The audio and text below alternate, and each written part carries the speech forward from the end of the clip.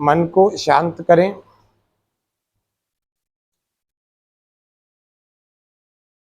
शरीर को अंदर से शांत करें। चेहरे को अंदर से बाहर से दोनों तरफ से ढीला छोड़ें।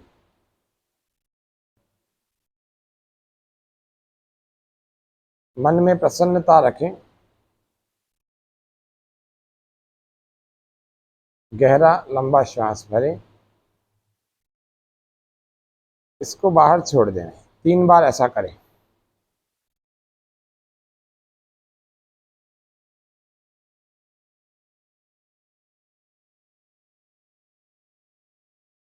चौथी बार फिर श्वास भरें मेरे साथ ओमकार का नाद, और फिर मैं जो मंत्र बोलूंगा उसके मेरे बाद बाद दोहराना।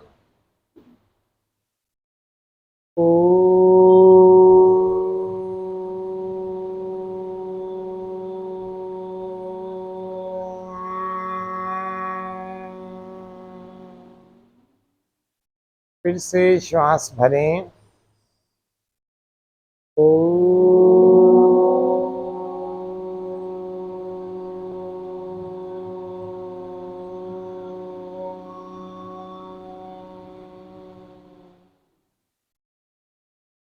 फिर से श्वास भरें।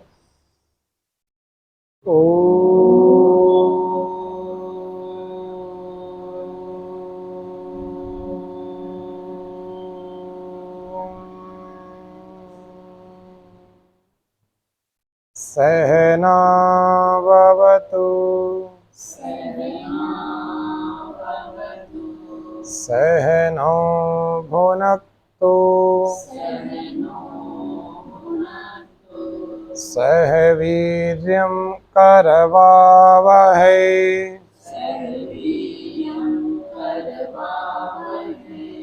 तेजस्विनाव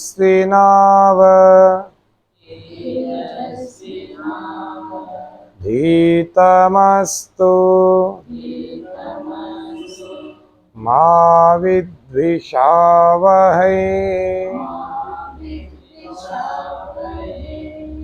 ओम स्वस्ति स्वस्ति स्वस्ति। ओम स्वस्ति स्वस्ति स्वस्ति। धीरे धीरे आंखें खोल लीजिए, हाथों को घुटनों पर ले आए।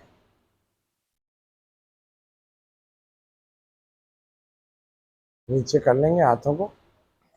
4 दिवसीय ध्यान शिविर के आज दूसरे दिन में आप सबका हार्दिक स्वागत है। आप लोग खुश हो? वाकई हो? अति प्रसन्न है।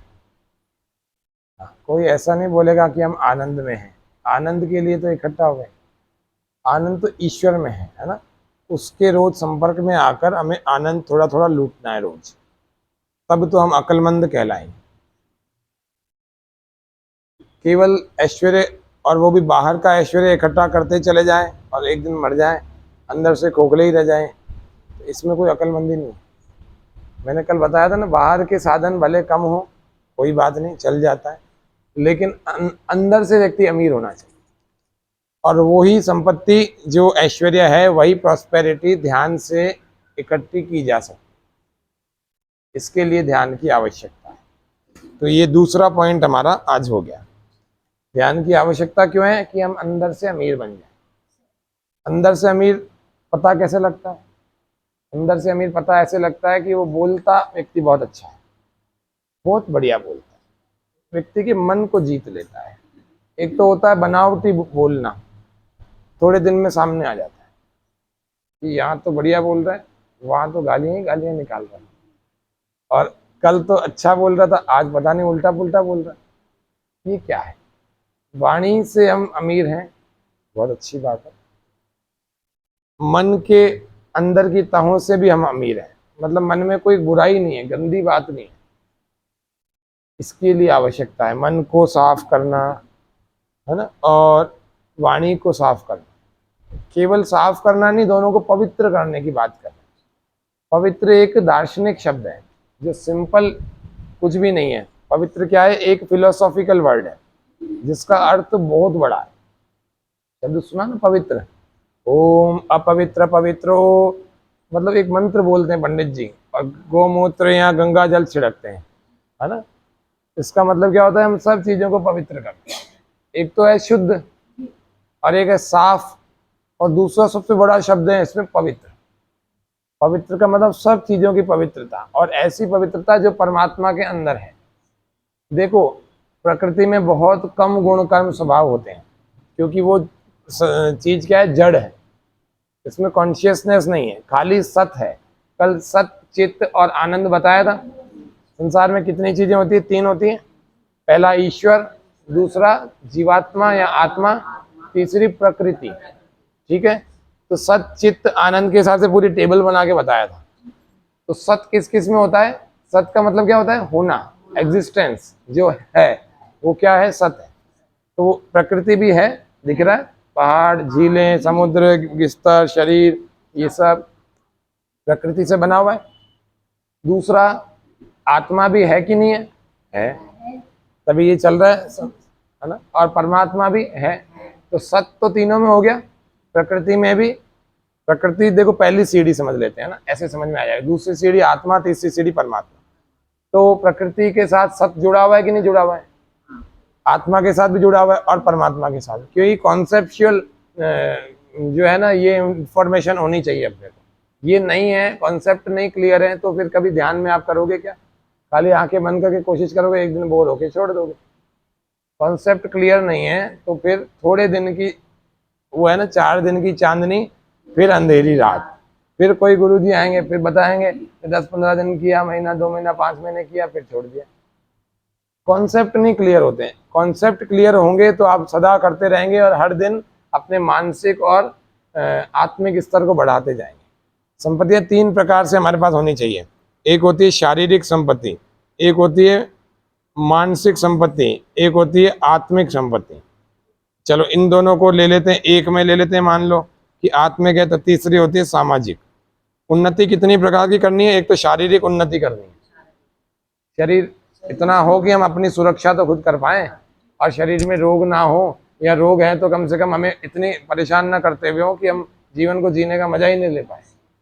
तो शारीरिक उन्नति हमें करनी चाहिए। सामान्य सा छोटा सा पेट दर्द भी है, और आपको स्विट्जरलैंड ले जाके एक होटल में बिठा दिया और बोला कि है ना, अब अपन हम सब लोग साइट सीन भी जा रहे हैं, आप भी चलो। आपको कोई स्विट्जरलैंड भले लेके आओ, लेकिन पेट में दर्द है भाई, मैं नहीं जा रहा, तुम होके आ जाओ।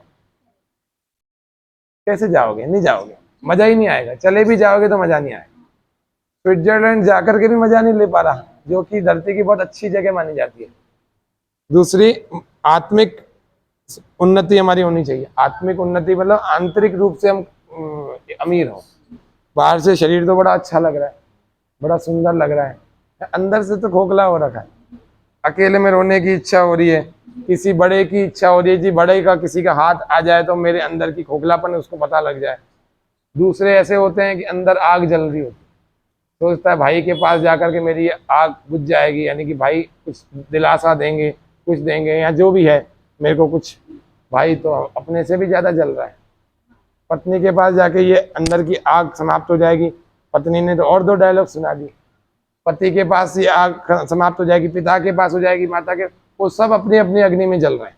उन्होंने आपकी अग्नि में और ज़्यादा एक आहुति डाल दी, तो ये आग बुझेगी कैसे? ये तो अपन खोखले के खोखले ही रह जाएंगे फिर, है ना। पैसा होना नथिंग, बहुत बड़ी मैटर नहीं है। पैसा किसी के पास भी हो सकता है। एक चोर उठाई गिरा होता ना, वो भी बेईमानी करके वो भी पैसा ले आता है। ये कोई बहुत बड़ी संपत्ति नहीं है, अपन तो फिर भी ईमानदारी से कमा रहे हैं। लेकिन एक बात बता रहा हूँ, पैसा होना बहुत बड़ा काम नहीं है, बड़ा काम है लेकिन बहुत बड़ा काम नहीं है। तो बहुत बड़ा काम क्या है? आत्मिक संपत्ति को अर्जित करना, वो अपने पास होना चाहिए। अंदर से हम खोखले नहीं होने चाहिए, अंदर से भरे हुए होने चाहिए, और पूरी ऐसी ऐश्वर्य से भरे हुए होने चाहिए कि है ना, जब भी उसको नींद में से भी उठा के व्यक्ति को देखो ना, हमेशा इजी, कूल, हमेशा मजे मस्त रहे। एक तीसरा है सामाजिक उन्नति। हम सामाजिक उन्नति कब कर पाते हैं? जब शरीर से सही रहते हैं और आत्मिक रूप से हम थोड़े सही रहते हैं, तभी समाज की उन्नति हम कुछ कर सकते हैं, नहीं तो नहीं कर सकते। नहीं तो व्यक्ति अपने ही दुखों से दूर नहीं हो पा रहा, तो अपने दूसरों का क्या कल्याण करेगा? एक दिन ध्यान सीख लिया, दूसरे दिन 100 लोगों को इकट्ठा कर दिया कि अब हम भी ध्यान का शिविर लगाएं। एक बहुत टेक्निक आ गई थी, हाँ, ठीक है ना, 10 दिन सीख लिया जी, आत्म साक्षात्कार तक पहुंचे ही नहीं। असंप्रज्ञात समाधि में मिलेगा, संप्रज्ञात तो बात की बात है, लेकिन मन में लग गया यार ये टेक्निक बढ़िया है, वहां तो मैं तो आवाज दूंगा और 50 लोग आ जाएंगे, 50 लोगों को ध्यान सिखा देंगे। और बहुत अच्छा बोलने का व्यक्ति है, योगी नहीं है, उन्नति नहीं हुई अंदर से, लेकिन बोलने का अच्छा है, तो सबको प्रभावित भी कर लेगा या कर लेगी जो भी है। तो लेकिन अंदर से उसको तो अपनी स्थिति पता है ना कि मैं कितना खोखला हूँ।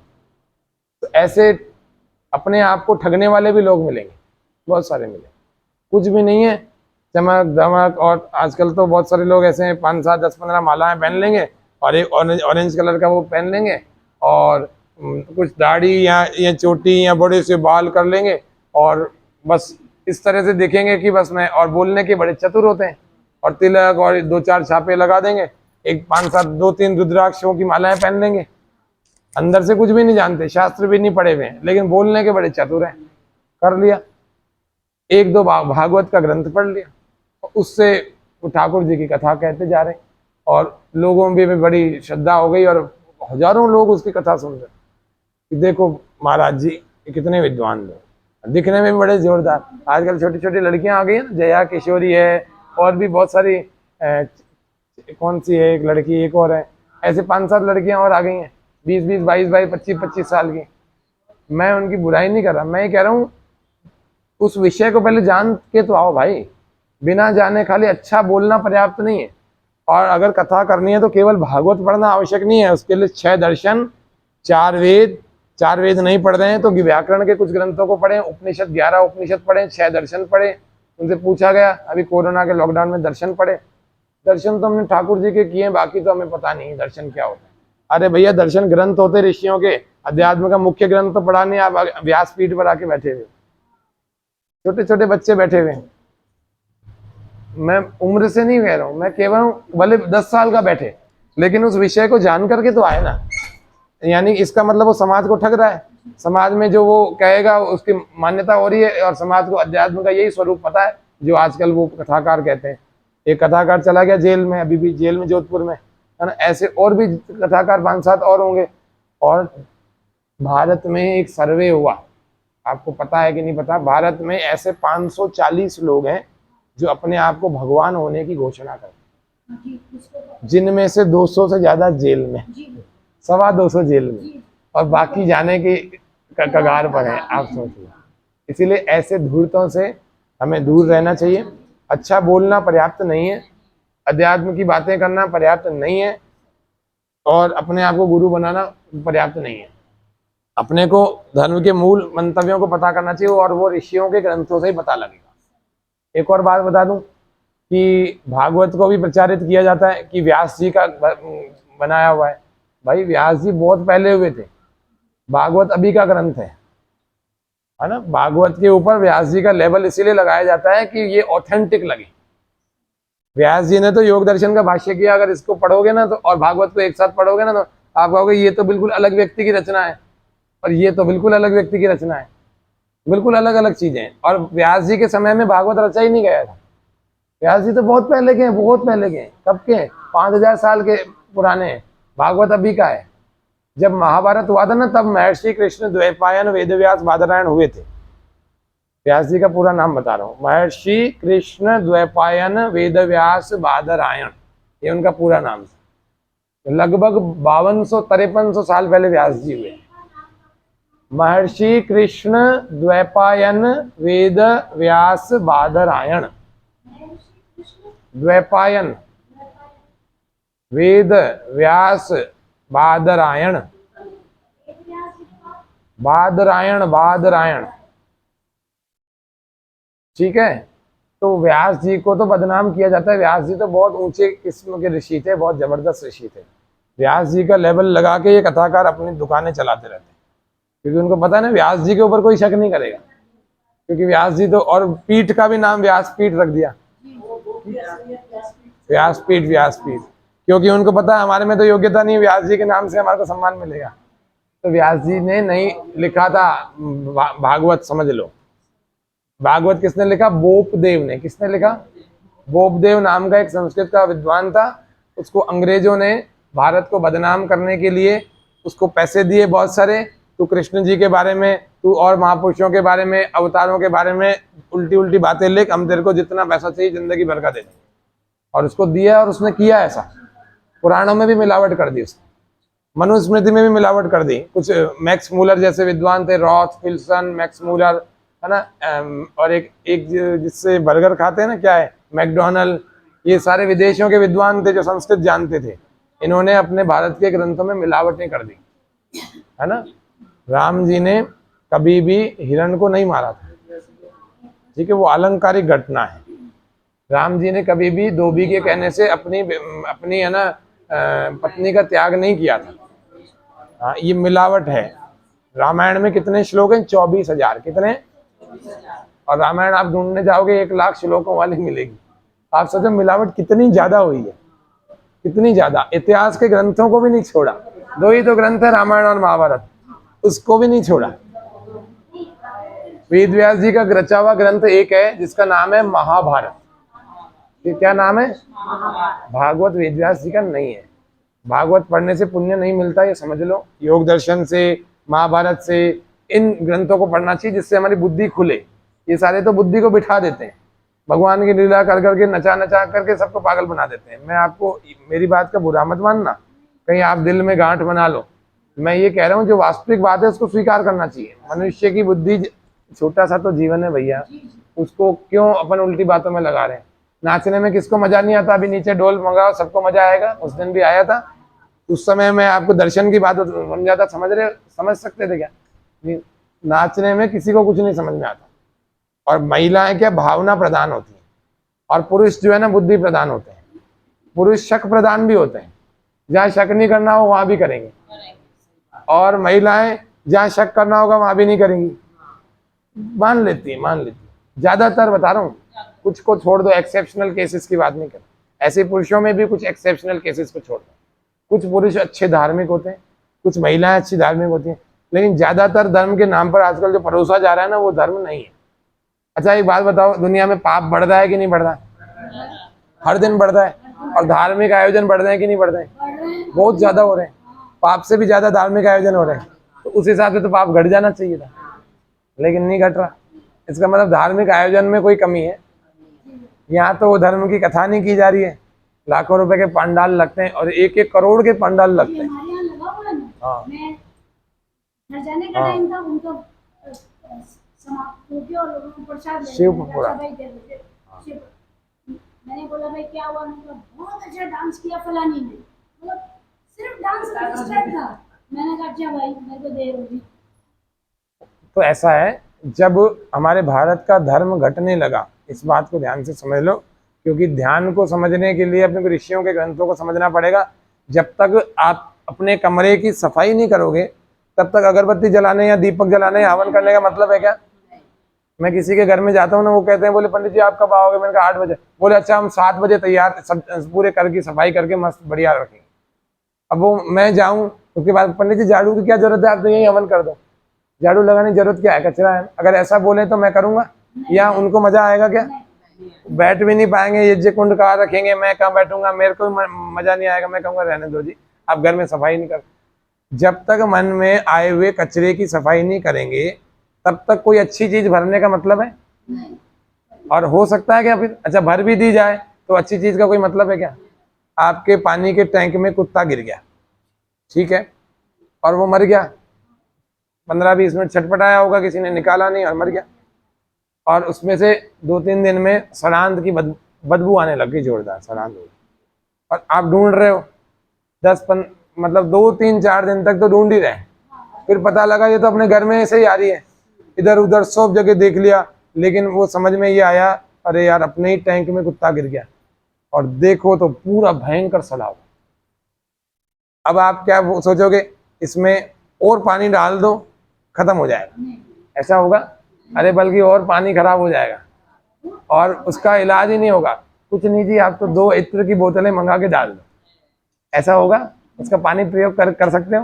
क्या करोगे आप? हरिजन को बुलाओगे, कर्मचारी को बुला करके उसकी सफाई कराओगे, और उसमें फिर कुछ और केमिकल्स डाल करके उसकी सफाई कराओगे, लाल दवा डालोगे, है ना, पोटेशियम परमैंगनेट, और उसके बाद भी 2-3 दिन उसको थोड़ा सूखने दोगे भाई, थोड़ा सा उसको थोड़ा धूप दिखाओगे या कुछ भी करोगे, किसी तरह से उसमें गर्मी हीट आ जाए और थोड़ा सा उसके कीटाणु वगैरह सूख जाए, किसी तरह से कुछ हीटर या कुछ मशीन लगाएंगे, किसी तरह से उसकी शुद्धि करने के लिए आप कोई भी जो भी बढ़िया से बढ़िया चीज सोच सकते हो वो करोगे। फिर उसमें आप 1-2 बार पानी डालोगे, फिर उसको खाली करोगे, और फिर 10-15 दिन तक तो उसमें से पीने का पानी भी नहीं पियोगे। और मेरे हिसाब से 2-4 साल तो याद आती रहती है, इसी में कुत्ता गिरा था, याद आएगी ना। नहीं, मैं कह रहा हूँ अगर अपने घर में ऐसा हो जाए, यहाँ नहीं गिरा था, मैं कह रहा हूँ 2-4 साल तक भी याद आती रहेगी, इसका पानी कैसे पीऊं, इसके पानी पीने के लिए तो अलग ही टैंक लगा दो, इसका नहीं पीऊंगा क्योंकि इसमें तो कुत्ता मर गया था। होगा ना, ये सामान्य सी बात है। तो ये जब शरीर के साथ हो रहा है भैया, ये जो मरण धर्म है, थोड़े दिन में मर भी जाएगा, कोई बहुत किसी ने ठेका थोड़ी लिखवा रखा, अभी जाते में निकल जाए, कोई बहुत बड़ा काम थोड़ी है। असावधानी है, इधर उधर देख के चल रहे हैं हाईवे पर और ट्रक आ गया और कुचल गया, इसको क्या कर सकते हैं, या ऐसा अंग भंग कर दिया कि जिंदगी भर अस्पताल में ही रह गए, फिर क्या करोगे। जब मरण धर्म शरीर के साथ में इतना सावधानी रखते हैं, जो अभी टैंक का उदाहरण बताया, तो फिर भैया मन जो जन्म जन्मांतर तक साथ चलता है, उसमें कचरा भर के हम अपनी आत्मिक उन्नति कैसे कर सकते हैं, नहीं कर सकते ना। तो उसमें, और ऐसे ही बुद्धि तत्व है, उसमें भी कचरा भर के नहीं कर सकते। तो अपने को बहुत सारी कोई कथाओं के आयोजनों को इधर उधर सुनने की कोई आवश्यकता ही नहीं, क्योंकि आप सुनोगे तो मन में आएगा, मन में आएगा तो वही चीज करने की इच्छा होगी। कृष्ण जी को आपने वहां छलिया देख लिया तो छलिया ही बात आएगी मन में, चोर देख लिया, उठाई गिरा देख लिया, महिलाओं को स्नान करते हुए उनके कपड़े चुराते हुए देख लिया, रास रचाने वाला देख लिया, और 16,108 रानियों का पति देख लिया, तो भैया कृष्ण जी तो ऐसे ही आ गए। अब आपका बेटा अगर अपनी बढ़िया सी गाड़ी पर 2 लड़कियों को पीछे बिठा करके और उनके साथ रास रचा रहा, तो आप उसको मना करके दिखा दो, कर सकते हो? वो कहेगा मैं तो कृष्ण जी के कदम पर चल रहा हूँ, अभी तो 15,998 और लाऊंगा। आप होते कौन हो मना करने वाले? बता के दिखा दो, क्योंकि कथाकारों से सवाल पूछो ना, वो पता है क्या बोलते, वो कहते हैं भगवान की लीला है जी, इसमें सवाल मत करो। शास्त्र का एक वाक्य बताता हूं, तो आंखें खोलकर सुना करो कथा भी, अगर किसी का सुनने जाते हो प्रश्न किया करो। मैं तो सबको मेरे हर सत्र में प्रश्न करने का खूब अवसर देता हूं और उसका संतुष्टि वाला जवाब भी देता हूं, क्योंकि शास्त्र जो पढ़ा हुआ है ना वही बता सकता है, बाकी तो कथाकार नहीं बता सकते हैं। वो तो आपको वो क्या एक गीता का वाक्य बोलेंगे, है ना, क्या बोलेंगे, संशयी आत्मा विनश्यति, धर्म में सवाल मत कर बच्चा, तेरा विनाश हो जाएगा। धर्म में सवाल मत करो, वो चुप हो जाएगा। धर्म अध्यात्म में शंका नहीं करते, अरे भैया शंका पहले उसके निवारण तो करो, बार बार वो करे ना तब जाकर के कुछ होगा।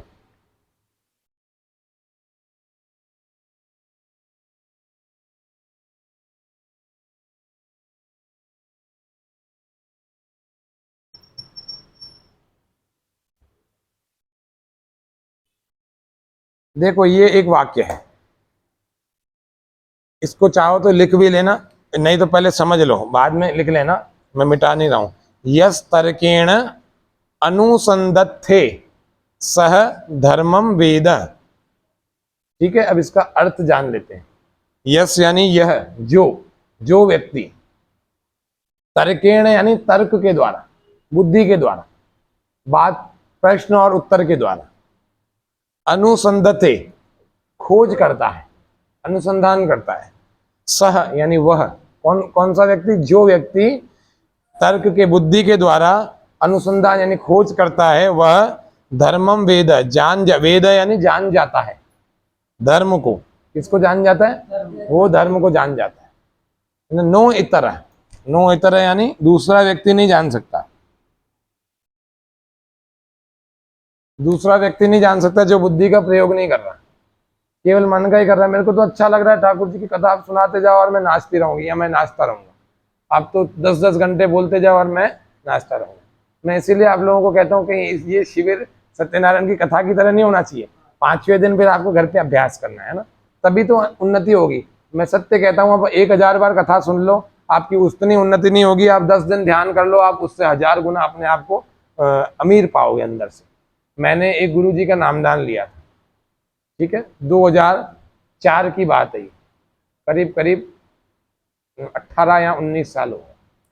उन गुरुजी के नामदान से उन्होंने 5 शब्द कान में बोले थे और उन्होंने कहा था कि रोज आप इसको जाप करना है, और ये बताने नहीं है किसी को, गुरुजी के नामदान को बताते नहीं है। तो मैंने भी ले आया, माता जी ने, मैंने, दोनों ने। उस दिन मांस अंडा सब छोड़ दिया, 20-1 साल पहले सब छोड़ा हुआ है लगभग।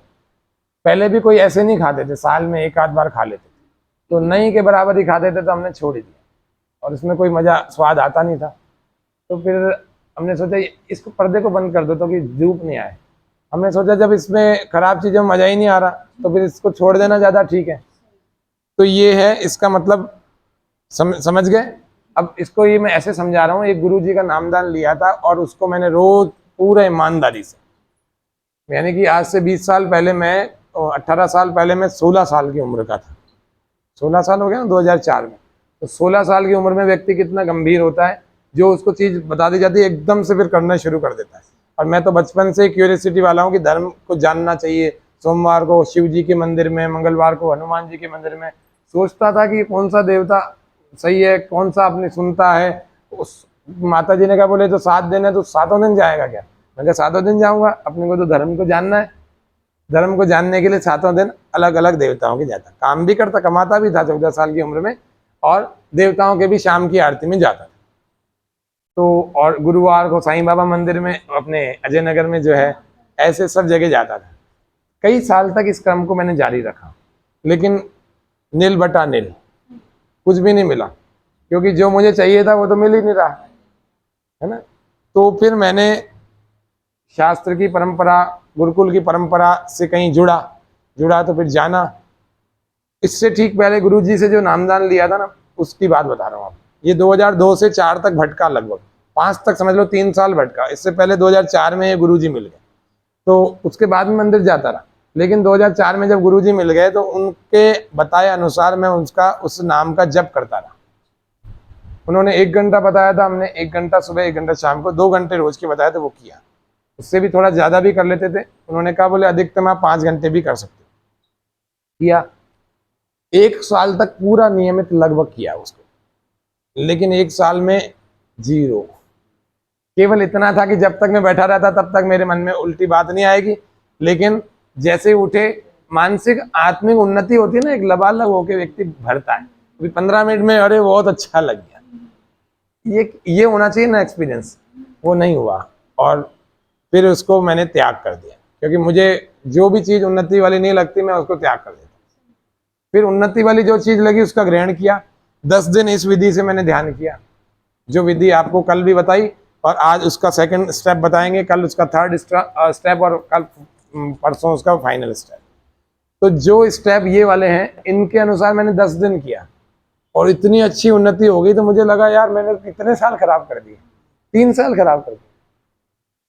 कोई मंदिर नहीं, फिर सब बंद कर दिया, और फिर केवल ध्यान, जो मन मंदिर है ना, इसमें परमात्मा होते हैं। तो इसको जान लिया। आत्मा का स्थान बता देता हूँ कहाँ पर होता है। ये छाती की हड्डी खत्म हुई, यहाँ पर एक गड्ढा होता है, ठीक है, आप लोग अंगूठे से चेक कर सकते हो अपना। यहाँ पर एक गड्ढा होता है, इसको कहते हैं अंगुष्ठ मात्र का प्रदेश। अंगुष्ठ यानी अंगूठा, सबको दिखाई दे रहा है। यहाँ एक, जैसे ही छाती की हड्डी खत्म हो रही है, यहाँ पर है, बस इससे ज्यादा है भी नहीं जगह, इसके नीचे भी नहीं है जगह, यही इतना ही है बस, ये गड़ जाता है। ठीक है, क्लियर है सबका? चेक कर लो, समझ में आ जाएगा। यहाँ पर बताते हैं कि आत्मा का स्थान है, ठीक है, आत्मा का स्थान कहाँ पर है? यहाँ पर है, अंगुष्ठ मात्र के प्रदेश में, अंतर्निहितो गुहायाम। यहाँ पर आत्मा की गुफा है। गुफा मतलब खाली जगह है ना, तो ये ऐसी गुफा की तरह से है, इसमें ही आत्मा रहता है। अब आत्मा रहता है बोलो, चाहे रहती है बोलो, हटा लो अंगूठा, कुछ भी बोलो, क्योंकि आत्मा का तो कोई लिंग होता नहीं है, शरीर का होता है। तो आत्मा यहाँ पर रहती है, ऐसे समझ लो। मुख्य स्थान आत्मा का कौन सा है? यहाँ पर। दूसरा स्थान है आत्मा का जो आंखों के सितारे हैं, इनमें जो चमक दिख रही है ना, ये आंखों के सितारे इसीलिए है। मरने के बाद चमक ढीली खत्म हो जाती है, थोड़ी देर रहती है, फिर चली जाती है। मरने वाले की अब आंखें खुली किसी की रह जाए, मान लो आंखों से प्राण निकले हो किसी के, अलग अलग जगहों से प्राण निकलते ना, किसी के मुंह से निकलते हैं, मुंह खुला रह जाता है, नाक से निकलते हैं तो नाक के छिद्र थोड़े बड़े दिखते हैं, कान का पता ही नहीं लगता, आंखों से निकलते हैं तो आंखें खुली रह जाती है, किसी के मलमूत्र के द्वार से निकलते हैं तो पैंट खराब हो रखी होती है या शरीर खराब हो रखा होता है। ऐसे अलग अलग स्थानों से प्राण निकला करते हैं। योगी के प्राण सहस्त्रार चक्र से यहाँ से निकलने चाहिए, है ना, जो कि कोई द्वार नहीं है लेकिन सूक्ष्म रूप से तो द्वार है। हाँ ठीक है, क्लियर है। योगी के प्राण उसकी इच्छा से निकलने चाहिए। मृत्यु ठीक ठीक होती है अपनी इच्छा से होने वाली। योगी के प्राण दो तरह से निकलते हैं, एक तो उसने आत्म साक्षात्कार कर लिया हो और परमात्मा का साक्षात्कार कर लिया हो, पूरी मुक्त आत्मा हो गई हो, फिर समझ लो अब शरीर है, बीमार हो गया, ठीक है चले गए। एक तो योगी ऐसे भी मरता है, लेकिन उससे पहले उसने समाधि तो लगा दी, समाधि लगा दी तो भैया मोक्ष में ही जाना है। और दूसरा ऐसा है कि योगी को ही गोली से मार दिया, है ना, भाई योगी ने आत्म साक्षात्कार कर दिया, योगी को गोली से मार दिया, ट्रक से कुचल दिया, ऐसे भी मृत्यु होती है। वरना आप कहोगे तो ये तो अपनी इच्छा से तो निकाला नहीं, ये तो योगी नहीं था, ऐसे नहीं होता ना। योगी दुर्घटना भी मर सकता है, योगी भूकंप में भी मर सकता है, बस पलटने से भी मर सकता है, कैसे भी मर सकता है उस बस में अगर योगी व्यक्ति बैठा हो ऐसा जिसने आत्म साक्षात्कार कर लिया। तीसरा, एक योगी की सामान्य मृत्यु होती है कि वो जब चाहे अपने आत्मा को अपने शरीर से प्राणों के द्वारा बाहर निकाल के और सीधा धराशायी हो। ठीक है, हाँ हाँ, यहाँ पर आत्मा का मुख्य स्थान होता है, लेकिन अब बुरी बात समझो, आत्मा पूरे शरीर में कहीं भी रह सकती है और कभी भी रह सकती है। ये जो धड़कने है ना, वहां पर भी कई बार उसका निवास होता है, तो ज्यादा धक धक धक धक हो जाता है कई बार, है ना। एक यहाँ, दूसरा स्थान यहाँ पर, तीसरा पूरा शरीर। अब बताओ आपका क्या?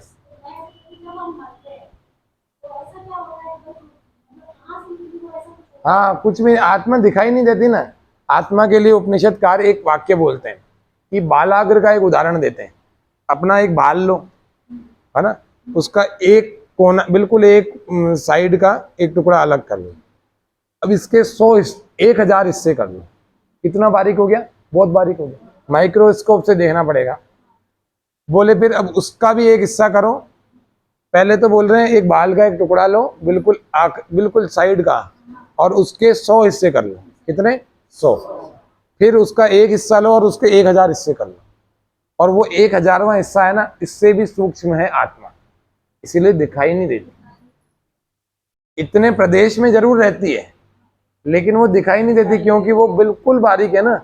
भाई देखो, इतना बड़ा मकान है, ठीक है कंचन जी, लेकिन मैं तो इतना सा ही हूँ, 5.5 फीट का, 5 फुट 7-8 इंच का, तो मैं पूरे मकान में थोड़ी रह रहा हूँ, लेकिन मकान में एक छोटी सी जगह पर रह रहा हूँ।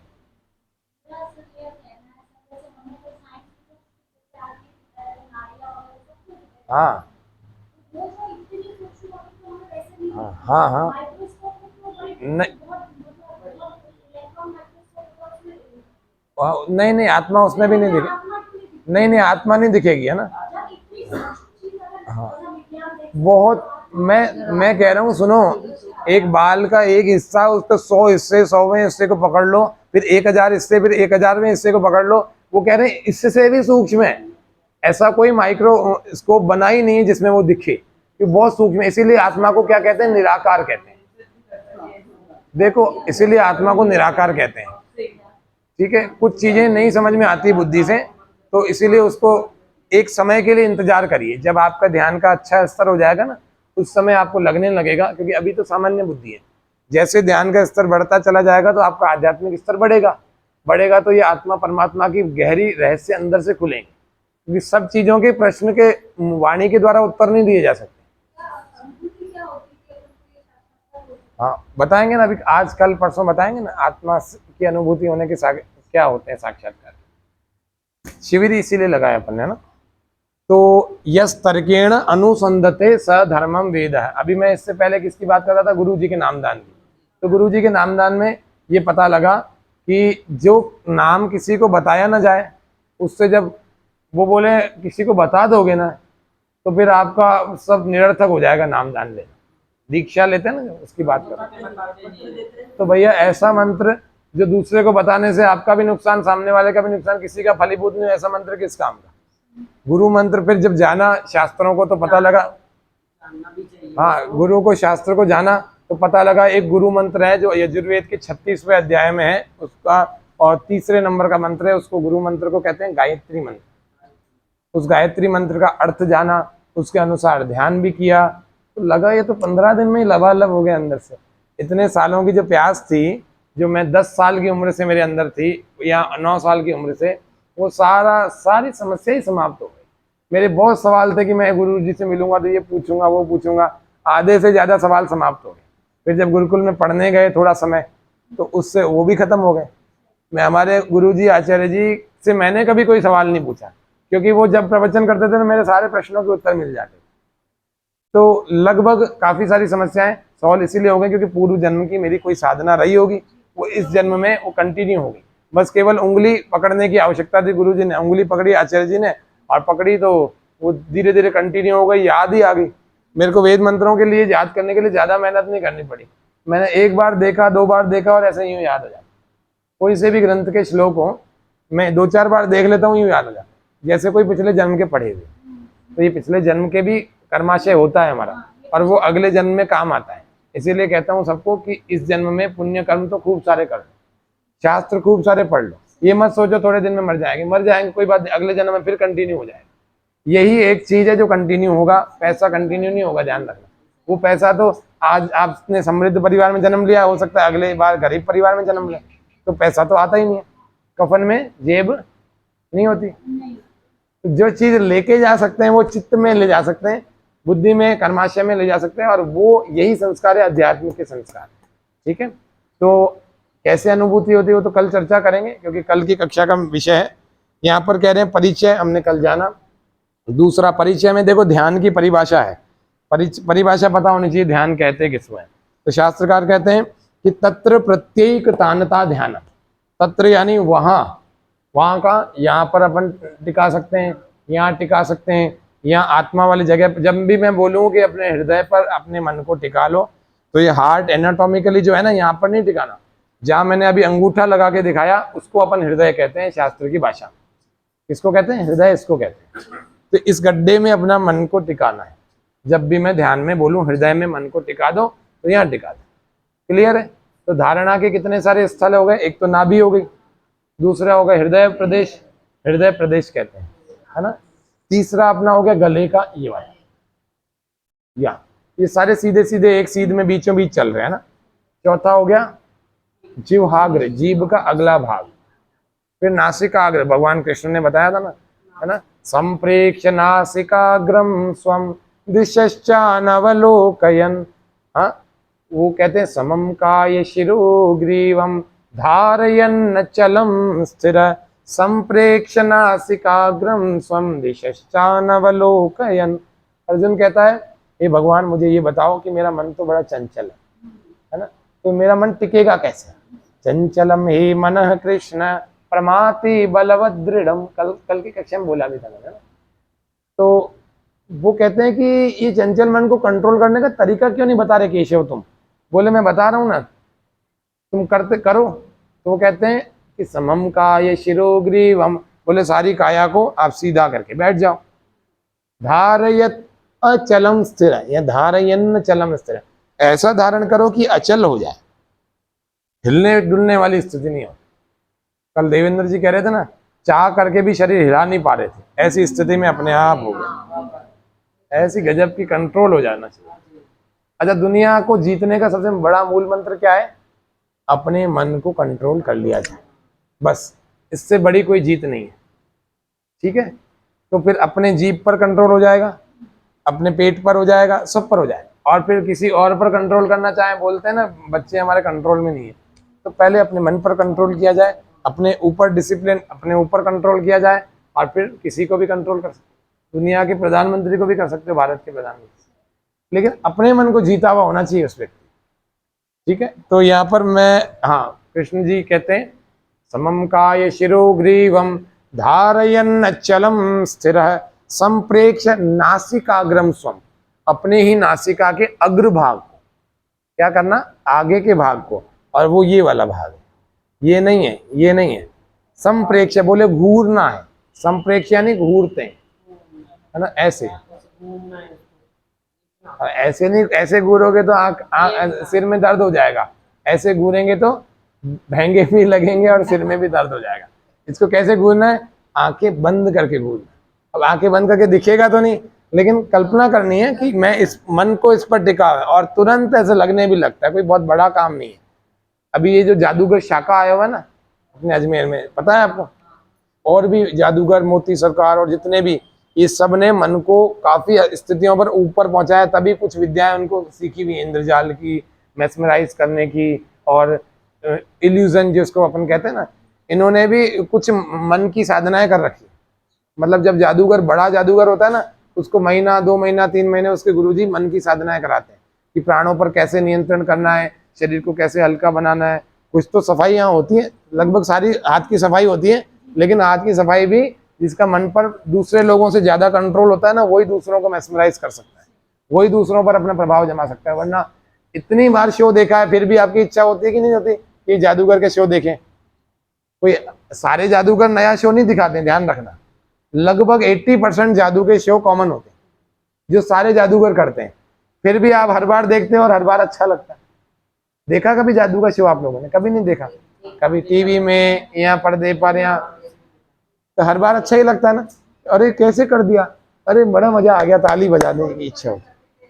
हाँ, बॉडी को अलग कर देते हैं अपन। फिर घर पे आके क्या बोलते हैं अपन? हाँ, घर पे आके क्या बोलते हैं अपन? अरे साहब नजर बंद कर दिया। ये नजर बंद क्या है? ये मन की एक क्रिया है, मन की एक क्रिया है, और वो उस क्रिया को करने में काफी समय लगाते हैं, और उसके बाद जो वो दिखाना चाहते हैं ना, आपको वही दिखेगा।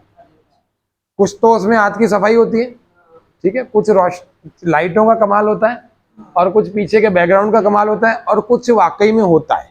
जादू नाम की कोई चीज संसार में नहीं होती है, लेकिन कुछ क्रियाएं होती है मानसिक रूप से, वो आपके मन के तारों को जोड़ लेता है, और जैसे ही वो आप देखते हो, चाहे वो पर्दे में आप रिकॉर्ड करो तो भी वही रिकॉर्ड होगा जैसा वो दिखाना चाह रहे हैं अपने, और जो वो कर रहा है वही देखोगे, उसके अलावा आप देख ही नहीं पाओगे। इसीलिए मैं कहता हूं जादूगर लोगों का दूसरे लोगों की अपेक्षा ज्यादा मन पर कंट्रोल होता है। जितना आप लोगों का सामान्य रूप से है, उससे भी ज्यादा जादूगर का होता है, क्योंकि जादूगर का मानसिक स्तर ज्यादा होना चाहिए, तभी वो बहुत सारे लोगों पर अपना जादू कर सकता है। हाँ जी, वो तो अलग चीज है जी। तो यहाँ पर ध्यान की परिभाषा करते हैं। देखो, तत्र यानी वहां, तत्र का मतलब, अत्र का मतलब यहाँ, यत्र का मतलब जहां, और कुत्र का मतलब कहाँ। ये संस्कृत के 4 शब्द है ना, यत्र, तत्र, कुत्र, अत्र। अत्र यानी यहाँ, अत्र आगच्छ, इसका मतलब क्या होता है?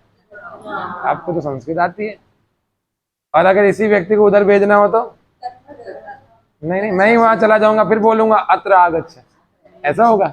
कम हियर, इधर आओ, है ना। अगर किसी को बुलाना हो अंग्रेजी भाषा में, देवेंद्र जी को मान लो बुलाना हो, तो मैं क्या बोलूंगा? देवेंद्र जी को कम हियर, ठीक है। और मुझे इनको वापस वहां से यहाँ से वापस भेजना हो, तो मैं वहां चला जाऊंगा, फिर उनको बोलूंगा कम हियर, ऐसा? या गो देयर बोलूंगा, गो देयर, या गो बैक, है ना। तो दोनों के लिए अलग अलग टर्म है ना। इसी तरह से संस्कृत भाषा में अत्र आगच्छ का मतलब होता है यहाँ आओ, और तत्र गच्छ यानी वहां जाओ, ठीक है। कुत्र गच्छति, कहाँ जा रहे हो, या कुत्र गच्छसि, कहाँ जा रहे हो, ठीक है। और यत्र, यत्र ध्यान शिविरम आयोजति तत्र गच्छामि, जहां पर ध्यान का शिविर आयोजित हो रहा है वहां पर जा रहा हूं, ठीक है। समझ में आया हिंदी? मेरे हिंदी समझाने से पहले भी पता था आपको कि इसका अर्थ यही होता है। किम नाम त्वम त्वया, किम नाम, किम नाम त्वया, नहीं मेरा नाम क्या है, ठीक है, समझ में आया। और मैं अगर ऐसे सिंपल पूछूं किम नाम, संस्कृत में इन्होंने जवाब दे दिया। नहीं मतलब अब इनसे अंग्रेजी में पूछो व्हाट इज योर नेम, देखो 2 भाषाएं आती है। अब मैं तेलुगु में पूछूंगा तो भी, तो मतलब मेरे को आती है कि इनको आती है? आपको आते इनको उसका अर्थ समझ में आ रहा है। तो संस्कृत भाषा कठिन नहीं है, इससे डरना नहीं चाहिए। तो संस्कृत भाषा को आप बिल्कुल ऐसा समझ लो, उससे हमारे गुरुजी ने, या गुरुकुल में जितने भी, या जितने भी धर्म गुरु है ना, सारे दुनिया के सारे धर्म गुरु कहते हैं कि संस्कृत जो है मोक्ष की चाबी है। भैया संस्कृत जान लो, समझ लो, दुनिया की सबसे जो काम की बातें हैं वो संस्कृत में ही लिखी हुई। सबसे सरल भाषा है संस्कृत। सबसे संस्कृत भाषा अतीव सरलम सुंदरम भाषा भवती। दुनिया में कंप्यूटर बनाना ना, सारी लैंग्वेजेस को लिया लेकिन सब कुछ रिजेक्ट करता है। पूछो क्यों? हाँ पाइथन, अंग्रेजी में लिया, अंग्रेजी में बोला TO2 तो उसने बोला TO2, फिर वो अंग्रेजी में बोला है ना DO2 तो बोला वो DO2, फिर बोला जियो गो तो वो बोलता जियो गो। उसके समझ में ही नहीं आई। पाइथागोरस, हाँ जैस, हाँ, इसीलिए, हाँ इसीलिए संस्कृत भाषा में कहा जाता है कि जैसा जैसा लिखा जाता है ना वैसा ही बोला जाता है, जैसा लिखा जाता है वैसा बोला जाता है, वैसा ही पढ़ा जाता है। इसीलिए संस्कृत भाषा अपने आप में विशेष भाषा है।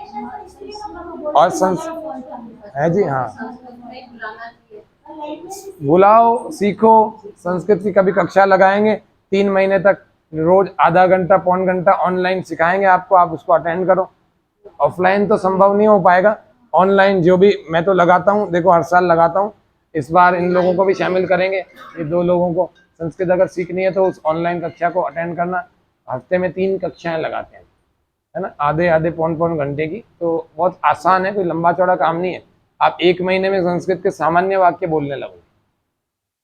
पुत्र गच्छति, तो ऐसे नहीं आता, तो सीखोगे तो आ जाएगा। ठीक है, तो यहाँ पर थोड़ा सा जानते हैं कि आवश्यकता परिभाषा क्या है। तत्र प्रत्येक तानता ध्यानम, पहली परिभाषा, 2 परिभाषा लिखी है मैंने खाली। तत्र यानी वहां, या जहां पर भी आपको बताया वहां। एक ये आज ये नासिकाग्र हो गया, फिर कहते हैं यहाँ पर अभी नासिकाग्रम स्वम दिशश्चानवलोकयन, कृष्ण जी ने बता दिया कि तू अपनी नाक पर सबसे पहले मन को टिका, अपने आप तेरा चंचल मन शांत हो जाएगा। ठीक है, ये बात पूरी हो गई। यहाँ तत्र वाला क्लियर कर दिया। प्रत्यय, प्रत्यय का मतलब होता है ज्ञान, नॉलेज। प्रत्यय का मतलब क्या होता है? ज्ञान, नॉलेज, विषय, पर्टिकुलर सब्जेक्ट। जो एक सब्जेक्ट चल रहा है, इससे बाहर की कोई चीज नहीं, एक ही सब्जेक्ट। प्रत्यय। एक तानता, एक तानता मतलब कंटिन्यूटी, कंसिस्टेंटली, लगातार, एक तार बंधी हुई। तार बंधी हुई है ना, तो आप है ना रोपवे से जाते हो ना, रोपवे में 2 तारें होती है बड़ी बड़ी, और उसी पर वो रोपवे चलता है। और एक तानता होती है तो अपन आ जाते हैं, नहीं तो फिर वो रोपवे गिर जाएगा। एक तार हट गई, गए, सारी दुर्घटना हो जाएगी। तो एक तानता होती है ऐसे ही, लेकिन वो तो छोटा सा ही होता है, छोटी सी दूरी पर वापस आ जाता है। लेकिन एक तानता यहाँ पर बहुत लंबी बात बता रहे हैं। जहाँ तत्र, वहां पर, या यहाँ पर, या यहाँ पर, या यहाँ पर, या यहाँ पर, जहां पर भी आपने लगाया। तत्र प्रत्यय, यहाँ पर विषय का एक तानता, विषय की एक तानता है, वही विषय आपका चल रहा है उसी केंद्र को लेकर के, तो उसकी एक तानता है, कंटिन्यूटी है, तो उसको हम क्या कहते हैं? क्या कहते हैं? ध्यानम, उसी को हम ध्यान कहते हैं। क्लियर हो गया? दूसरी परिभाषा को देख लेते हैं। ध्यानम निर्विषयम मनः, एक बहुत बड़ी शक्ति भगवान ने हमको दी है, उसको हम कहते हैं मन। ठीक है, दूसरी एक बहुत बड़ी शक्ति भगवान ने हमको दी है, उसको कहते हैं बुद्धि। तीसरी एक बहुत बड़ी शक्ति दी है परमात्मा ने, जिसके बिना ये जीवन चलता ही नहीं है, वो है आत्मा। उसी की वजह से हम बोल रहे हैं, उसी की वजह से हमारे हाथ पांव बुद्धि सब चल रहा है। आत्मा नहीं है तो मन और बुद्धि का काम है कोई? कुछ नहीं है, शरीर भी यहीं धरा रह जाता है। तो ध्यानम निर्विषयम मनः, तो ये मन की बात कर रहे हैं। और पूरा योग दर्शन, पूरा ध्यान, पूरी समाधि सब किस पर आधारित है? मन पर। और मन को योग दर्शन में चित्त कहा गया है। कहा क्या कह रहे हैं? किसी सब्जेक्ट को समझते हैं तो उसकी टर्मिनोलॉजी आएगी तभी तो आएगा ना सब्जेक्ट, उसके शब्दकोश आएंगे तभी तो आएगा, है ना। तो जैसे प्राकृतिक चिकित्सा में अलग अलग थे, है ना, गर्म ठंडा सेक, है ना, लेकिन फिर उसमें बताना पड़ता था, केवल गर्म ठंडा सेक से क्लियर नहीं हो रहा था, फिर उस विषय को जानने के लिए उस विषय में जाना पड़ता था। फिर वो बताते पानी का सेक भी होता है गर्म ठंडा, और भी दूसरे सेक भी होते हैं गर्म ठंडे, ये सब बताना पड़ता है। गर्म मिट्टी भी बताई थी आपको, प्लास्टर, है ना। केवल मिट्टी का लेप मैं बोल दूं तो आप कहोगे कहाँ की मिट्टी? गले की, सिर की, पीठ कमर की, या पेट की, या पैर की, कौन सी जगह की? आप चेहरे पर भी मिट्टी लगा रहे थे, कौन सी मिट्टी? फिर उसको क्लियर करने के लिए फिर उस सब्जेक्ट में जाना पड़ेगा कि भैया माथे की मिट्टी, नाक की मिट्टी, या गले की मिट्टी, या आंखों के पलकों के ऊपर भी मिट्टी लगाई जाती है ना, पेट की मिट्टी, या पीठ की, कमर की मिट्टी, या घुटने की मिट्टी, ये बताना पड़ता है। इसी तरह से इसको परिभाषा को खोल रहे हैं, निर्विषयम। निर का मतलब होता है नहीं, जहां पर कुछ ना हो, विषय कोई सब्जेक्ट ना हो।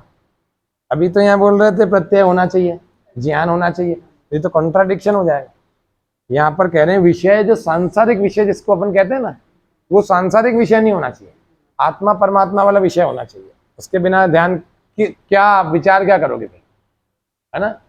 तो ध्यानम निर्विषयम मनः, ध्यान के अंतर्गत मन कैसा होना चाहिए, निर्विषय होना चाहिए, कोई दूसरा विषय हमारे मन में कुछ नहीं होना चाहिए। ऐसी मन की जब स्थिति हो जाती है तो उस स्थिति को हम कहते हैं ध्यान। एक ही विषय चलना चाहिए, और वो सांसारिक नहीं होना चाहिए, वो आध्यात्मिक विषय होना चाहिए। आत्मा हो सकता है, परमात्मा हो सकता है, इस तरह से विषय होना चाहिए। क्लियर है। तो ये दो परिभाषाएं हमारे क्लियर हो।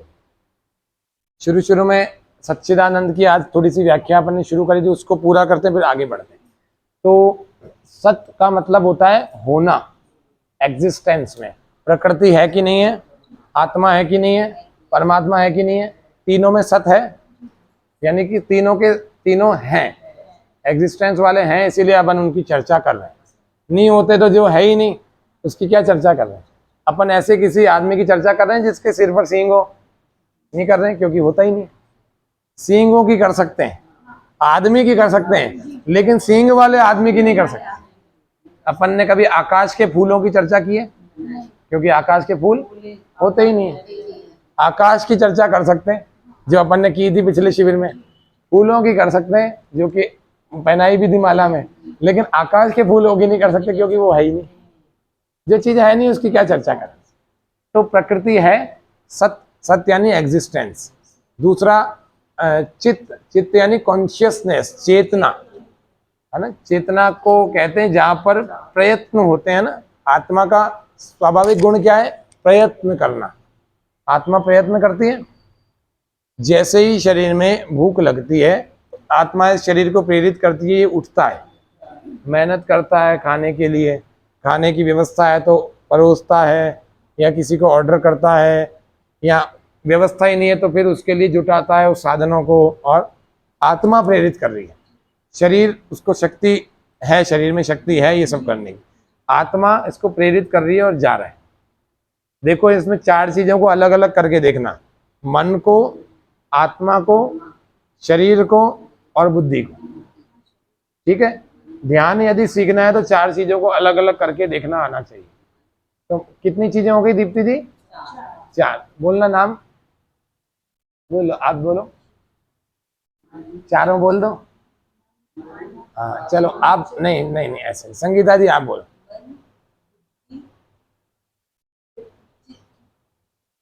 मन हो गया ना, चित्त और शरीर, हाँ, और आत्मा हो गया। स्नेहलता जी बोल दो एक बार आप, चारों के नाम। मन, आत्मा, बुद्धि, और बुद्धि और शरीर, आप बोल दो एक बार।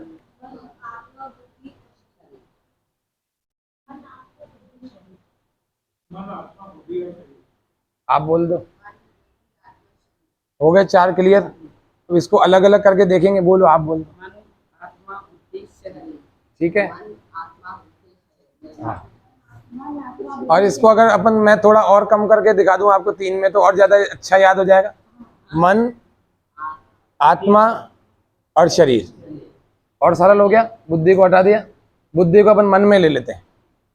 ठीक है। चित्त को भी मन में ले लेते हैं, तो मन में आ गया ये मन, शरीर और आत्मा, और सरल हो गया।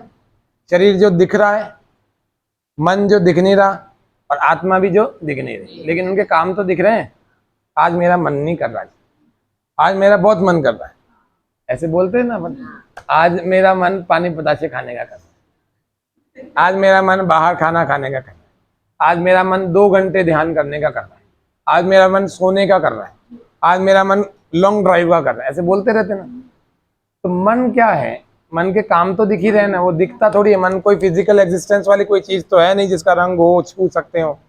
आत्मा भी ऐसी चीज है कंचन जी, जिसका फिजिकल एग्जिस्टेंस नहीं है, आप तो आज सवाल उठा रहे हो, इससे पहले 500 1000 साल पहले लोगों ने बड़े बड़े वो कर लिए, पूरा एक बंद कर लिया कमरा, उसमें से कुछ भी एक चींटी भी बाहर नहीं जा सकती, ऐसी स्थिति वाला कर दिया। व्यक्ति मरा और उसके बाद आत्मा निकलने की कोई जगह भी नहीं थी, फिर भी उसकी आत्मा चली।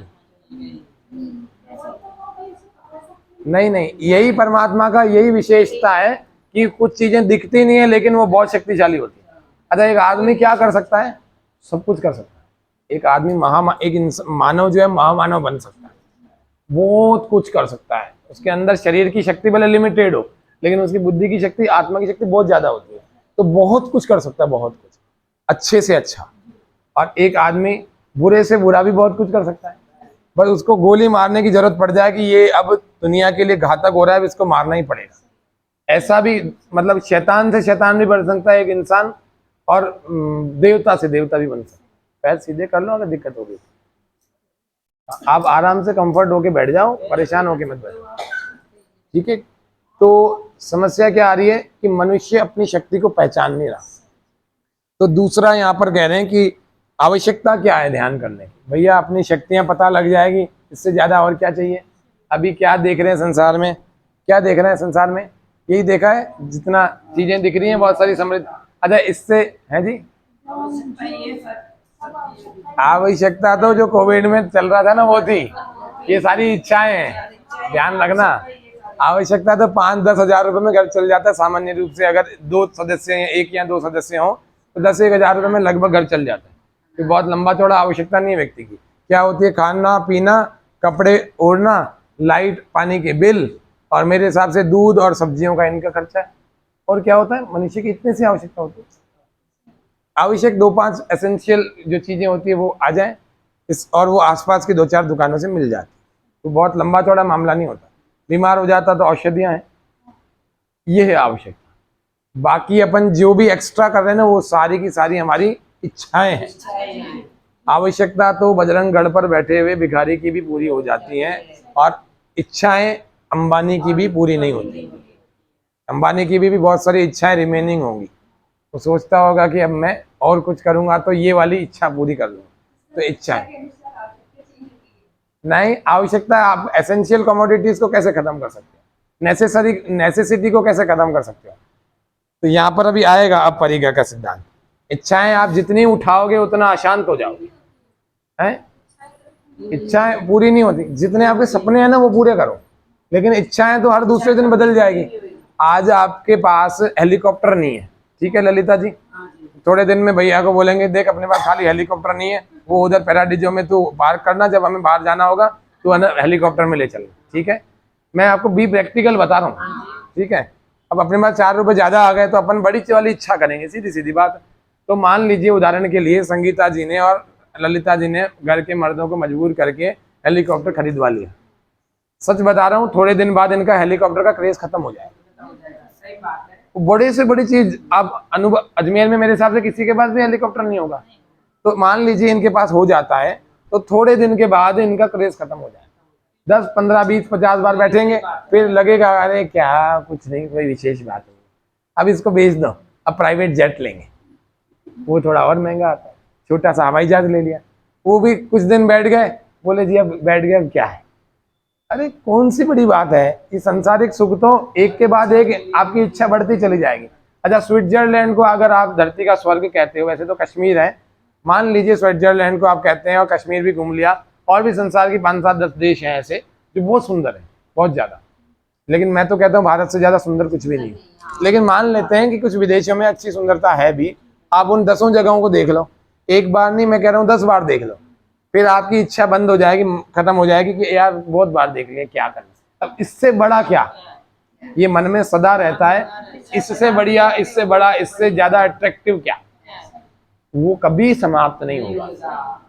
अट्रैक्शन तो आंतरिक ढूंढो जो कि कभी समाप्त ही नहीं होता। वो तो आपकी दूसरे दिन के लिए फन मार करके इंतजार कर रही है नई इच्छा, उसका क्या करोगे, वो कभी समाप्त नहीं होंगी। ये इच्छाएं नाग के फन की तरह से, और हर समय आपको डसती जाती है और आपको घायल करती जाती है, क्योंकि जितनी इच्छाएं पूरी करेंगे उसमें आपके शरीर की शक्ति लगेगी कि नहीं लगेगी, है ना। 2 बटू थे, 2 ब्रह्मचारी थे, गुरुकुल से पढ़ के निकले, है ना, ध्यान से सुनना। उन दोनों को गुरु जी ने जाते जाते गीता दे दी, गीता को मद भगवत गीता दे दी। बोले जी इसको पढ़ना और आपके जीवन में कल्याण ही कल्याण हो जाए। ठीक है, अब दोनों बटू निकले, दोनों ब्रह्मचारी निकले गुरुकुल से। एक ने तो गीता को कपड़े में ला करके, पोथी में लाल कपड़ा जो गुरुजी ने दिया था उसको ला करके उसमें रख दिया, और एक गीता रोज पढ़ता था। तो वो विद्वान हो गया, आचार्य हो गया, विवाह उसने किया नहीं, उसको वैराग्य हो गया, अच्छा सन्यासी हो गया, मतलब जवानी में ब्रह्मचर्य के बाद ही सन्यास ले लिया, और खूब जगह उसकी बहुत सारे कार्यक्रम होने लग गए, लोगों को खूब फायदा पहुंचाने लग गया। वो व्यक्ति सब जगह धर्म का प्रचार करने लगा, गुरुकुल से बहुत सारे शास्त्र भी पढ़ के आया था तो धर्म का। और एक दूसरा भला आदमी जिसने रख दिया था, पढ़ाई नहीं, थोड़े साल बाद वो लोग मिले, 15, 20, 25 साल बाद मिले, तो उसके कंधे पर 2 बच्चे थे, और एक के बिल्कुल साधु का रूप था और बड़ा विद्वान व्यक्ति था। तो दोनों में, अरे बोले तुम हो? बोले हाँ। अरे बड़े सालों बाद मिले। बोले ये दोनों बच्चे किसके बच्चे हैं? बोले गीता के बच्चे। बोले गीता के बच्चे? बोले ये कैसे? गीता तो गुरुजी ने दी थी। बोले हाँ। बोले वो तुमने पढ़ी इसलिए तुम ऐसे हो गए, और मैंने नहीं पढ़ी तो मैं ऐसा हो गया। तो बोले क्या, कैसे हो गए? अब ये बात बड़ी मजेदार है, वो सुनो। बोले वो गीता जो थी ना, उसमें क्या, मैंने उसको साफ सफाई करी नहीं, रोज उसको मेंटेन करना था, उसको देखा नहीं, तो फिर उसमें क्या खटमल लग गए उस कपड़े में, दीमक खटमल ऐसे लग गए। तो फिर उस कप और उसके खटमल के पीछे कुछ गंदगियां हो गई, तो चूहे भी आने लग गए। तो चूहों को मारने के लिए, चूहों को पकड़ने के लिए मैंने बिल्ली पाल ली। तो बिल्ली पाली तो बिल्ली को रोज दूध पिलाना पड़ता था, और वो दूध पिलाने के लिए मुझे साधन भी चाहिए, तो मैंने उसके लिए एक गाय पाली। अब गाय को रोज मेंटेन कौन करे, उसके लिए एक महिला रख ली। आदमी ढूंढा, मिला नहीं, लड़की रख ली। वो उस लड़की से प्यार हो गया और उससे मैंने शादी कर ली, और शादी कर ली, उससे 2 बच्चे हो गए, वो गीता के बच्चे ये रहे। तो बोले उसका बोले नाम तो कुछ और है लड़की का, लेकिन वो गीता के से ही शुरू हुआ था मामला। जो चूहे आ गए उस कपड़े को कुतरने के लिए, उसके लिए मैंने बिल्ली रखी थी। बिल्ली के बाद बोले ये गीता के बच्चे हैं। तो बोले अगर मैं रोज पढ़ता होता तो सफाई होती रहती, और दिमाग की भी सफाई होती रहती, ये विषय वासना मेरे अंदर नहीं आती, और मैं भी तुम्हारी तरह वैरागी होता, और अगर मैं गृहस्थ भी होता तो कम से कम मैं संयमित गृहस्थ होता। ऐसे उल्टे पुल्टे विचार नहीं आते कि काम वाली के साथ ही शादी कर ली, मुझे ऐसे विचार नहीं आते। तो कुल मिला करके ये गीता के बच्चे हैं। तो दोनों में से ये सच्ची बात बता रहा हूँ। तो यहाँ पर आवश्यकता है भैया, आवश्यकता क्या है? अपन तनाव में है कि नहीं है बताओ, थोड़ा सा ही सही है कि है? सब लोग तनाव, भैया तनाव को दूर करना है, मन को शांत करना है। अंदर से खाली हैं, खोखले हैं, गरीब हैं, बेचारे हैं, और उस बेचारेपन को दूर करना है। अभी स्नेहलता जी जैसे इनके दर्द है, अगर अंदर से ये खाली ना होती ना, तो ये दर्द पर ध्यान ही ना जाता। ये सच्ची बात बता रहे, इसको मन से स्वीकार कर लो।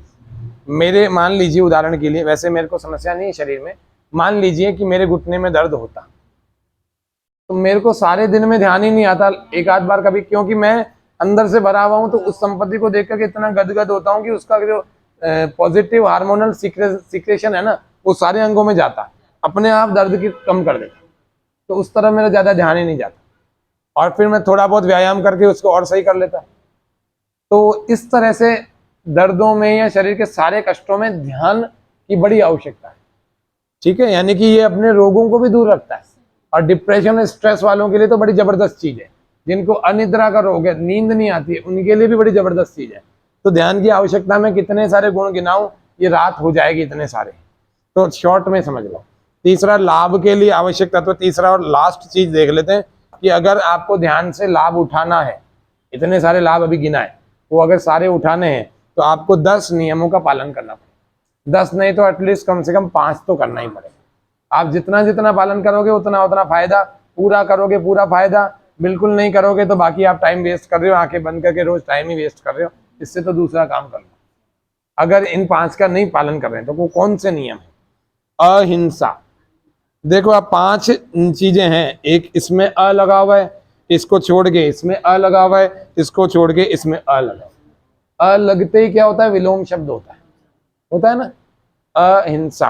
हिंसा का मतलब होता है हिंसा करना, क्रूअल्टी करना, अंग्रेजी भाषा में बोलो तो है ना। और अहिंसा, अहिंसा का पालन करना है। अच्छा, मैं अगर बोलूं कि जज जो है, जज क्या इस ध्यान को नहीं लगा सकता? क्या लगा सकता है? आज मान लो मैं वकील भी हूँ, पता है आपको, LLB किया हुआ।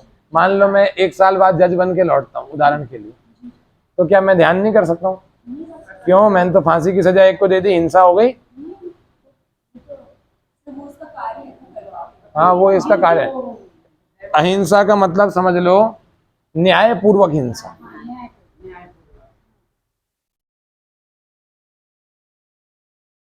इसको और क्लियर कर देना, नहीं तो गांधी जी की तरह नुकसान हो जाएगा। जैसे आज बौद्ध कर रहे हैं ना, चीन वाले घुसते जा रहे हैं, और उधर से लामा और वो लोग क्या बोल रहे हैं? बोले अहिंसा, अहिंसा का पालन करो, कोई मार भी डाले तो मर जाओ, लेकिन किसी पर आक्रमण। अरे भैया, अहिंसा का मतलब होता है न्यायपूर्वक हिंसा। कितने देश गुलाम बन गए खाली गलत अहिंसा को समझ करके। अहिंसा का अर्थ होता है न्यायपूर्वक हिंसा। कोई थप्पड़ मारेगा तो उसके लिए दूसरा थप्पड़ तैयार है, भैया हम दूसरा गाल नहीं आगे करेंगे, सब सीखे हुए हैं। और कोई कुछ भी हथियार नहीं है तो उसके ये हाथ ही ऐसे बनाए हुए हैं कि पार कर देंगे, उसके पीठ के पीछे से निकल जाए। ऐसा होना चाहिए व्यक्ति को मजबूत। नहीं नहीं, वो तो मच्छरों की व्यवस्था अलग है, उसके लिए आप मच्छरदानी लगा सकते हैं, कुछ ऐसी व्यवस्था कर सकते हैं कि मच्छर।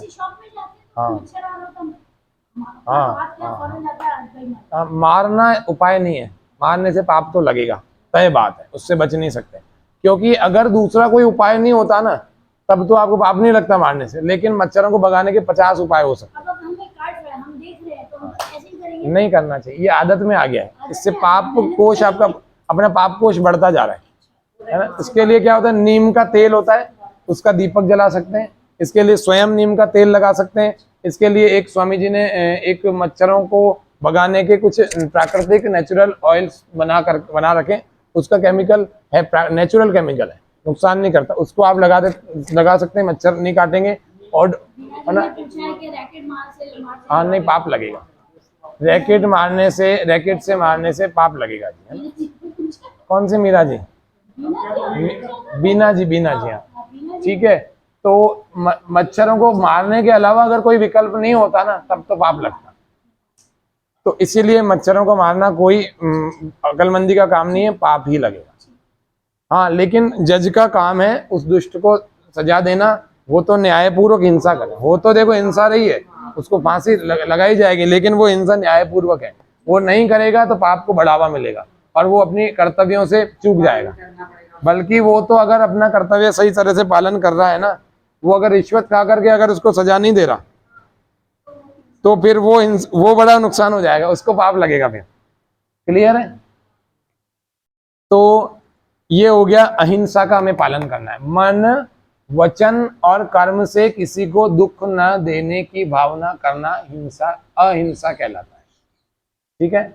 इसका एक फल होता है, इसका फल ये होता है कि आपके आसपास में रहने, जो अहिंसक व्यक्ति है, पूरी ईमानदारी से पालन करना, निष्ठा से पालन करना, उसके आसपास में रहने वाले व्यक्ति भी अहिंसक हो जाते हैं, दया भाव वाले हो जाते हैं, वैर भाव को त्याग देते हैं। जैसे उदाहरण बता रहा हूँ, ऋषियों के आश्रम होते थे, उनके पास में सरोवर भी कईयों के होता था, और नहीं भी होता था तो ऋषियों के आश्रम के बाहर हिरण भी वहीं पर चरते थे और शेर भी चरते थे। और शेर हिरण को नहीं खाता था, जंगल में जाकर शिकार करते होंगे अलग बात है, लेकिन ऋषि के आश्रम के उसके अहिंसा का तप का प्रभाव इतना ज्यादा था कि वहां पर तो अहिंसक पशु भी, हिंसक पशु भी अहिंसक हो जाते, उनके मन भी बदल जाता था।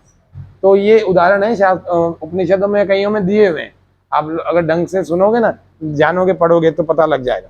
तो अहिंसा इतनी जबरदस्त चीज, इसीलिए अहिंसा का हमें पालन करना चाहिए। किसी को वाणी से भी किसी की हिंसा नहीं करनी चाहिए। मैंने कुछ बोला, मैंने कुछ किया तो सही, नहीं मारा तो नहीं उसको, लेकिन मैंने इतने कटु शब्द, इतने गंदे शब्द बोल दिए कि वो दूसरी बार मेरी शक्ल भी नहीं देखना चाहती। वो कहती इससे घटिया आदमी कोई नहीं है, मैं तो दोबारा इसके पास जाऊंगी नहीं, इसका कितना ही फोन आ जाए। ये हिंसा नहीं है क्या? उसने क्योंकि देखो, हाँ, वाणी से निकले तीर बड़े जोरदार होते हैं और वो ऐसे चुभते हैं कि आप उसको ले नहीं सकते। और ये शब्द तीर है, शब्द तीर, इसको शब्दवेदी बाण कहते हैं। तो भैया वो भी हिंसा होती है अगर गलत बोला।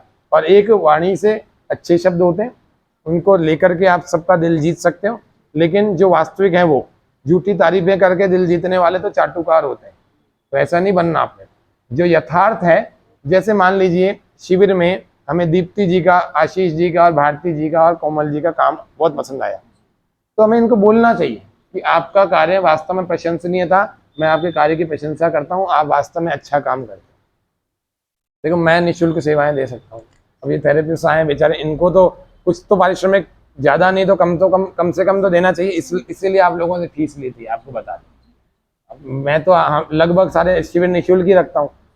फीस लेने का आपका मंतव्य यही था कि ये सारे सामान जो है ना किराए पर नहीं आए, इनको एक तो खरीदा है, और जो बचा हुआ था वो इनको भी पारिश्रमिक देना है, क्योंकि इनको मैं, आपको तो लगता था 2 घंटे का शिविर है, मैं इनकी रोज 8 घंटे लेता था। 12 बजे बुला लेता था और रात को 8 बजे, 8:30 बजे, कई बार 9 भी बज जाते थे, 9 बजे भी छोड़ देते हैं जी, 9:30 गए उस दिन। तो मैं ये बता रहा हूँ, दिखने में 2-2.5 घंटे का शिविर था, लेकिन इनको अब मैं बिल्कुल नहीं दूं, बिल्कुल खराब लगता है। तो इसीलिए मैं आप लोगों से फीस रखने का उद्देश्य ये था कि कम से कम नॉमिनल तो इनको देवें, कि इनको लगे कि सर ने अब बिल्कुल खाली नहीं छोड़ा। तो क्योंकि ये बेचारे भी अपनी कक्षाएं छोड़ के आते हैं और जवान लोग हैं, इसी काम के वो हैं, मास्टर हैं, इसमें तो कुछ देना चाहिए, वरना ये इनके लिए मैं कैसा हो जाऊंगा, बोले ये तो हमेशा फ्री में ही काम लेते हैं जी, और गए 1 साल के लिए और फोकट का काम करवा के चले गए। भले मेरे को बोलेंगे नहीं, कि मन में देखो मनुष्य के आई जाती है, स्वाभाविक बात है, मेरे भी आ जाती है, अगर मेरे से कोई इतना काम लेवे, किसी के भी आ जाए। इसीलिए आप लोगों से फीस ली थी, इसीलिए आप लोग ये मत सोचना कि इस बार फीस कैसे ले लीजिए, तो मैंने आपको बता दिया थोड़ा सा, और ये बहुत नॉमिनल थी। और आपको पता है ना, फीस जान नहीं देते हैं वहां पर क्या होता है, वो चीज फलीभूत नहीं होती, और दूसरा उसका पाप लग जाता है, आगे आपको चुकानी पड़ेगी, हो सकता है उससे ज्यादा चुकानी पड़ जाए। इसीलिए मैं सोचता हूँ किसी का भी नुकसान नहीं हो, कर्मों का भी नुकसान नहीं हो किसी की। और एक मानसिकता होती है कि हम पूरा विद्यार्थी की तरह से, एक फीस दिए विद्यार्थी की तरह से पूरा भाग ले। अहिंसा, इसका पालन करना पड़ेगा, सत्य का पालन करना पड़ेगा, अस्तेय यानी अगर अ को हटा दो तो चोरी करना, और अ का मतलब इससे लगाते ही विपरीत अर्थ हो गया चोरी न करना। ठीक है, चोरी करने का मतलब क्या होता है जी, क्या होता है, बोलो परिभाषा किसी को आती है चोरी करने की, बोलना भारती जी, अरे बता दो जैसी आती है। किसी की वस्तु को उसके बिना बताए ले जाना,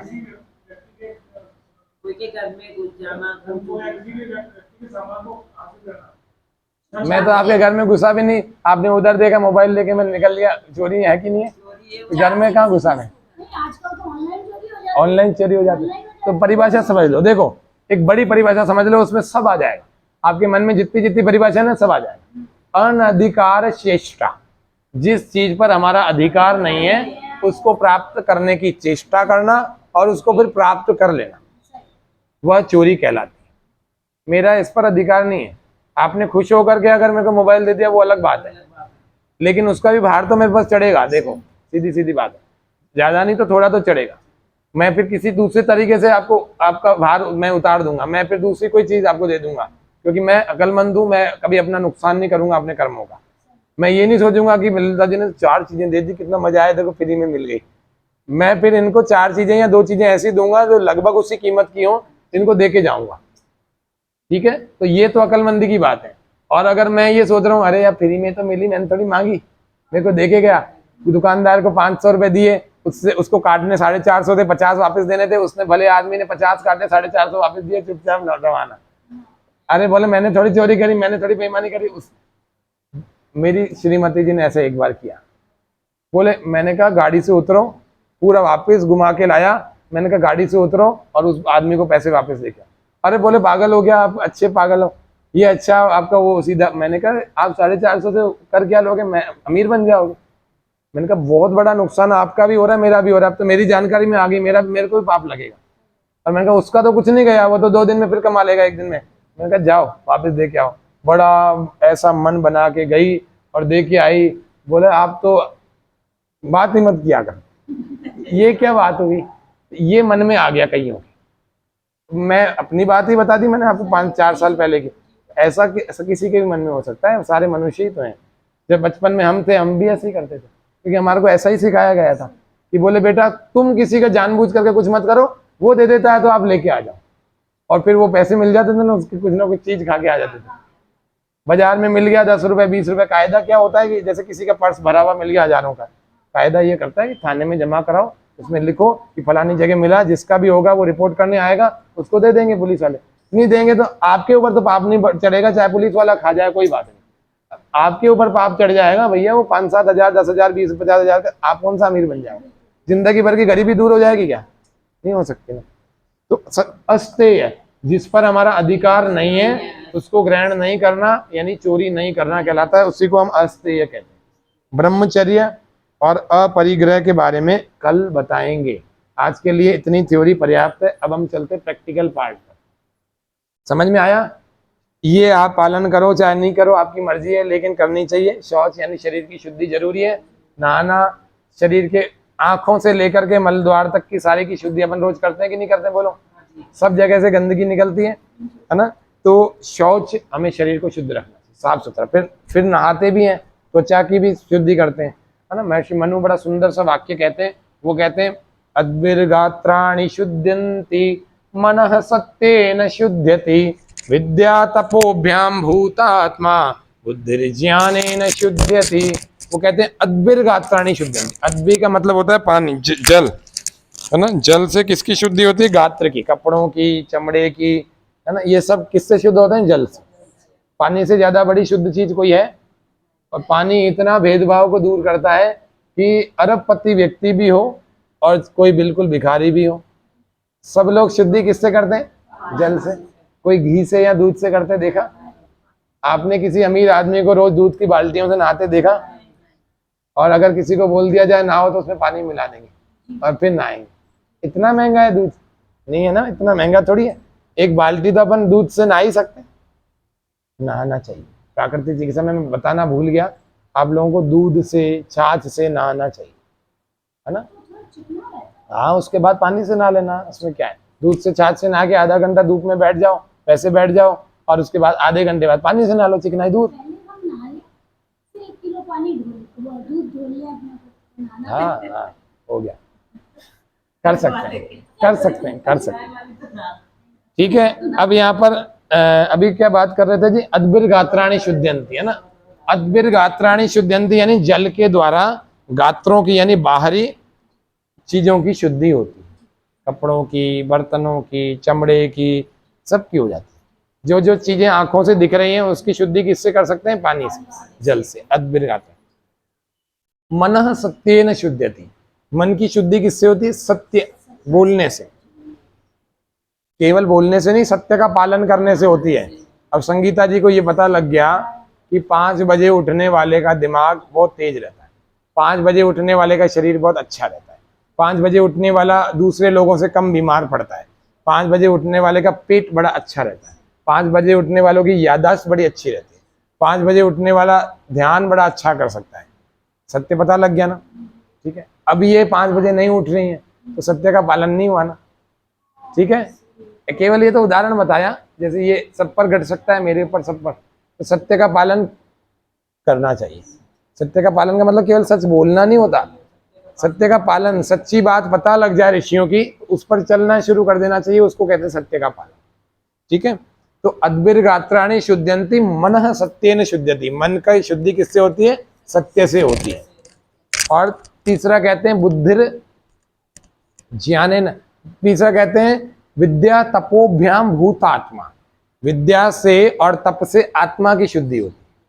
विद्या से और तप करने से, है ना? अभी ये तप करवा रहे हैं आपको, है ना?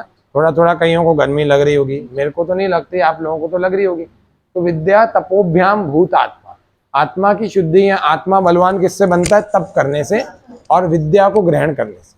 आप लोग यहाँ आए हो, मैं आपको डांस तो करा नहीं रहा, विद्या को ग्रहण करवा रहा हूँ। वास्तव में ऋषियों की विद्या तो भैया यही है जिसको आप 4 दिन ग्रहण करने के बाद 5 दिन आप मेरे को याद तो करोगे। अगर आप सत्य के थोड़ा भी निकट हो ना तो आपको ये बातें याद आएंगी। और अगर आपको केवल वो कथाएं मजा आती है तो फिर आपको लगेगा यार 4 दिन खराब हो गए जी।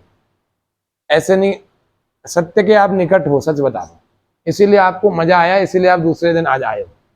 तो विद्या से और तप से किसकी शुद्धि होती है? आत्मा। आत्मा को शुद्ध बनाना होता है ना। क्लेश आ जाते हैं बहुत सारे, आत्मा अशुद्ध हो जाती है। अब आत्मा ऐसी तो चीज है नहीं कि साहब हम दो करके साफ कर दे, में हो ही नहीं सकता, क्योंकि अभी अभी बताया कि आत्मा लगभग निराकार होती है तो साकार, लेकिन दिखते ही नहीं है तो निराकार ही होती है, और उसको आप निकाल भी नहीं सकते बाहर। निकलेगी तो ईश्वरीय व्यवस्था से निकली, और सबको पता लग जाएगा कि आज इसकी आत्मा इसके शरीर को छोड़ के चली गई और प्राण पखेरु उड़ गए। सारे करीब कर दिया, मुझे ऐसे लगा कि लेट जाना चाहिए, मैंने कहा नहीं, आप लगे तैयार हो जाओ। तो ये तप है। सुबह उठने में कष्ट तो बहुत होता है संगीता जी, हाँ दीप्ति जी, कष्ट तो बहुत होता है। देखो शुरुआत के लोगों को कष्ट होता है, लेकिन जब वो आदत को अपन 21 दिन फॉलो करते हैं ना, 21 दिन, फिर 21 दिन बाद अच्छा लगने लगता है, तो ये तप में आ जाता है। फिर सालों तक आप उठते रहते हैं ना, कभी कभी मन में आ ही जाता है, अरे यार 5 मिनट और सो लो, अरे दूसरा व्यक्ति भी तो मेरे बराबर 8 बजे उठ रहा है, वो भी तो मेरे जितना ही स्वस्थ है, मैं भी अब कल से आराम से सोऊंगी, ऐसे मन में आ ही जाता है। मजबूरी है, किसी की कक्षा ही लेनी है तो उठ जाते हैं, बाकी तो देखो हमारी संडे को कोई विशेष कक्षा नहीं रहती, फिर भी मेरी 3:15 बजे की उठने की आदत है, तो 3:15 साढ़े 3 उठ जाता हूँ, क्योंकि मेरे को 4 बजे पहली कक्षा लेनी है, तो पौन घंटा मुझे अपनी दिनचर्या के लिए चाहिए, है ना। 10 मिनट में व्यायाम करता हूँ, 10 से 15 मिनट मुझे दंत धावन नित्य कर्म के लिए चाहिए, 10-12 मिनट मुझे नहाने के लिए चाहिए, ये सब मेरे को आधे से पौन घंटा मुझे चाहिए होता है। तो इस तरह से मुझे पौन घंटा चाहिएगा, तभी जाकर के मैं 4 बजे अपनी कक्षा को लॉग इन कर दूँ। नहीं तो मैं अगर 3:55 पर उठूँ, आंखें मसलता हुआ, थोड़े से बाल बना लूँ, मुंह धो लूँ, हाँ जी बोलो अब करेंगे योग, ऐसे मजा आएगा, मेरा ही मन खुश नहीं होगा, मैं दूसरों की तो क्या कल्याण कर सकता हूँ। तो ये छोटा सा है कि अपने से अपने को बदलाव करना चाहिए। तो विद्या तपोभ्याम भूत आत्मा, आत्मा की शुद्धि तप से और विद्या से होती है ना, और कथा वल्लरियों से नहीं होती है। कथाएं तो मैं आपको खूब सुना दूंगा, बड़ा मजा भी आएगा, आप कहोगे यार इतना अच्छा आनंद आ रहा है, लेकिन जो दर्शन की प्रैक्टिकल बातें अगर वो नहीं समझ में आई तो फिर क्या समझ में आई? आपकी बुद्धि को, आपकी अंतरात्मा को झकझोड़ा नहीं जिन बातों ने, फिर तो कोई आदमी कथाएं तो बचपन से खूब सुनी, आपने भी सुनी, हमने भी सुनी, मैंने भी खूब सुनी है, मैं भी खूब सारे बाबाओं के चक्कर में, बहुत सारे गुरुओं के चक्कर में पढ़ा, बहुत मुश्किलों से जाकर के एक गुरुकुल की विद्या हाथ लगी तो पता लगा भैया धर्म क्या है। धर्म के नाम पर कुछ और ही कर रहे थे, है ना, बहुत सारी चीजें कर रहे थे। अब देख लो मेरे गले में कुछ भी नहीं है, मेरे हाथ में भी कुछ नहीं है ना, और जेवर आदि ये सब तो इसीलिए नहीं पहनता हूँ क्योंकि मेरे योगासन में आड़े आते हैं, आसनों में पहनना चाहे पहन सकते हैं, कोई ईश्वर की कृपा से सब कुछ संपन्न हूँ, कोई कमी नहीं अपने को, लेकिन इसलिए नहीं पहनते क्योंकि इनकी आवश्यकता ही महसूस नहीं होती पहले तो। दूसरा योगासन है, ये सब चीजें इनको ये अंगूठी भी है ना चुभती है, कुछ ऐसा आसन कर लिया उसमें चुभ जाए, ये इसीलिए मैं तो हाँ ऐसा बिल्कुल। तो और उससे अपना वैल्यू कम तो नहीं हुई कि साहब गुरुजी को तो चेन नहीं है, ये शायद अमीर नहीं है, इनके क्लास में नहीं जाएंगे, ऐसा होता है। उनके पास जो संपत्ति है उसके लिए आते हैं, हाँ ऐसा कुछ सोच लेते हैं। तो ऐसी संपत्ति अपने पास भी होनी चाहिए ना, आप लोगों को इकट्ठी करनी चाहिए, और उसी के लिए आपको इकट्ठा किया है। मेरे को अगर भीड़ को इकट्ठा करना होता ना, सच बता रहा हूँ, 2-2, 5-5 हजार लोगों के मैं लगा सकता हूँ, कोई बहुत बड़ा काम नहीं मेरे लिए, कितने ही लगा सकता हूँ। लेकिन मैं सोचता हूँ जो वास्तव में जानने के इच्छुक हैं, केवल कथा वल्लरियों के चक्कर में नहीं पड़ते हैं, उन्हीं लोगों को, क्योंकि आप सोचो दूध आपका 10 किलो आप लाओगे, कितना घी निकालोगे देवेंद्र जी, कितना घी निकल जाता है 10 किलो में से?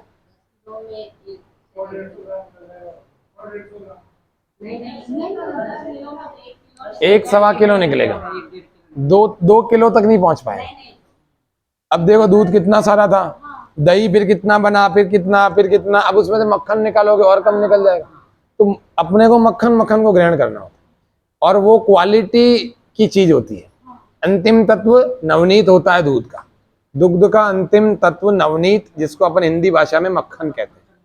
तो नवनीत तक अपने को पहुंचना है, और नवनीत कितना होता है? थोड़ा सा, और वो थोड़ा सा ही जो है ना अपने को मिल जाए ना, तो उस थोड़े से ही अपना कल्याण हो जाता है।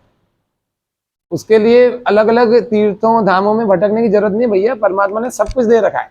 आप आंखें बंद करो, अंदर में उतरो, देखो, ऐसा प्रफुल्लित हो जाओगे कि संसार की कोई चीज आपको खुशी दे ही नहीं सकती।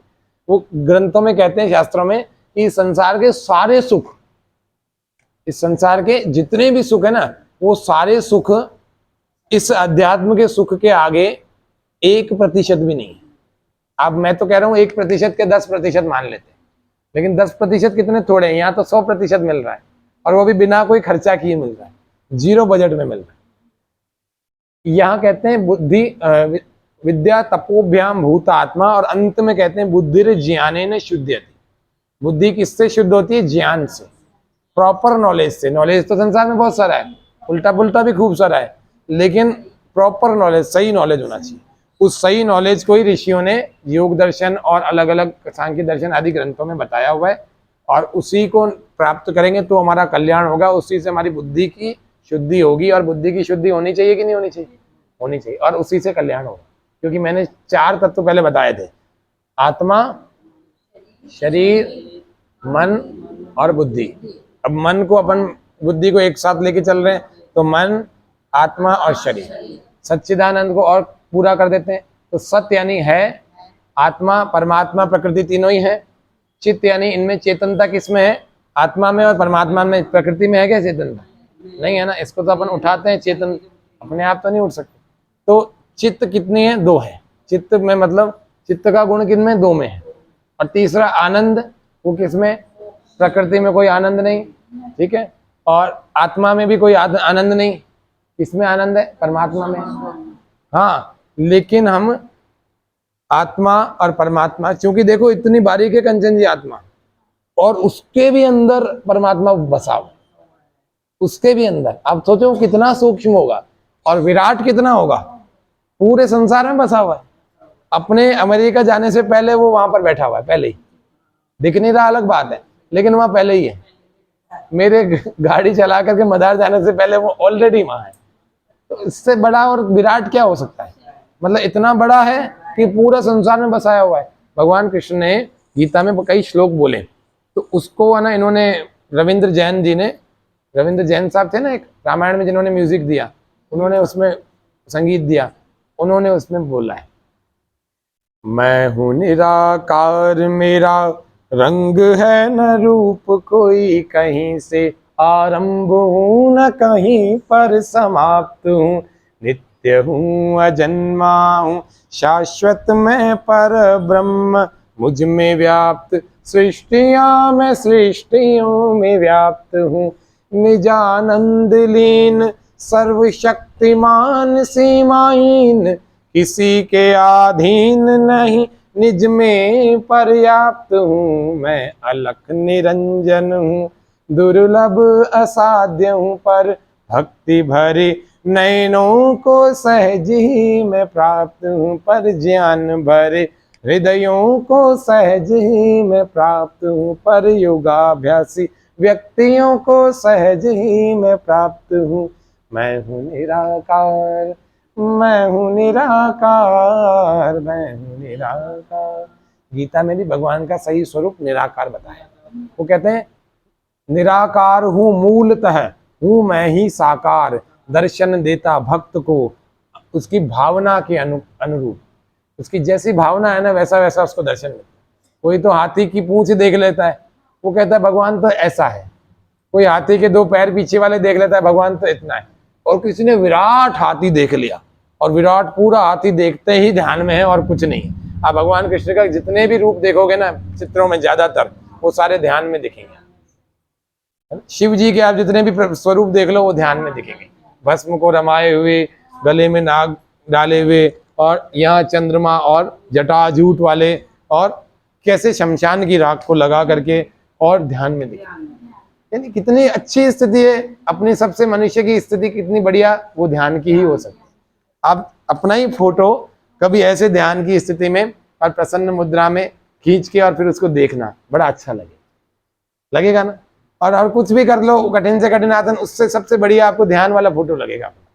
ये पक्की बात बता रहा हूँ, सुनने में अच्छा लग रहा है ना, तो ये आपको फोटो क्लिक करके देखना बड़ा अच्छा लगेगा।